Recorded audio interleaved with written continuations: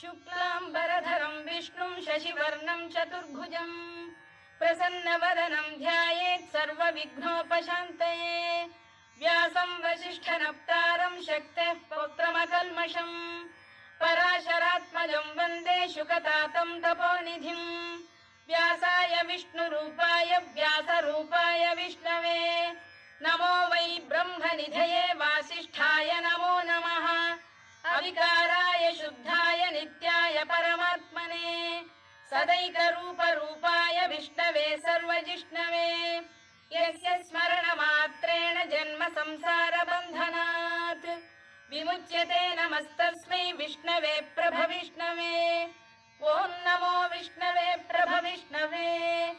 श्रीवैशम्पायन उवाच श्रुत्वा धर्मानशेषेण पावनानि च सर्वशः युधिष्ठिरः शान्तनवं पुनरे